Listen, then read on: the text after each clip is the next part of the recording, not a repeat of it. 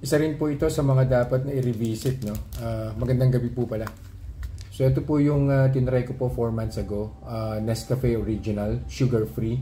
Stevia po yung sweetener na ginamit dito, no? So nung tinry ko po siya 4 months ago, I was still taking blood sugar medication or maintenance meds.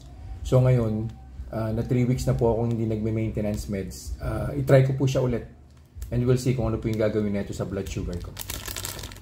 By the way, baseline na nga po pala ako. Ang baseline is at 115. Of course, kinuha ko po siya through Otay CGM.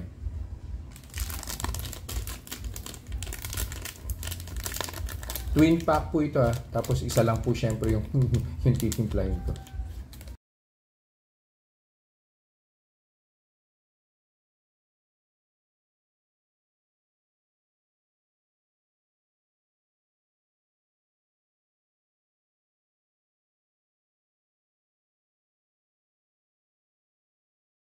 Reminders lang po, wag pong mag-aanli.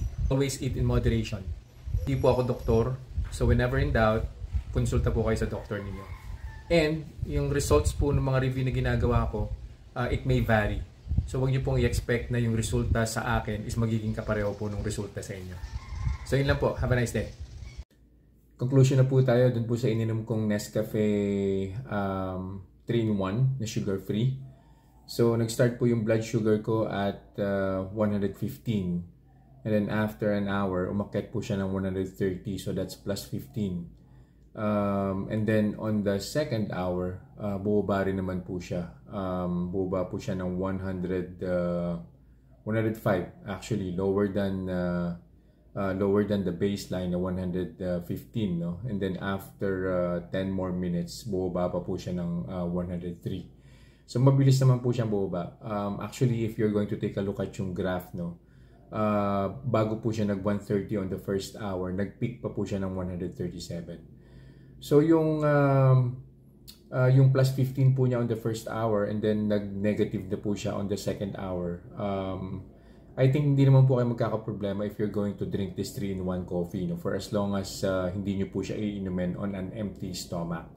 And at the same time, kung iinumin nyo po siya right after a meal na high in protein, high in fiber, may kasamang konting fats, tapos sobrang minimal naman po nung carbs, no, nung meal na kinain ninyo.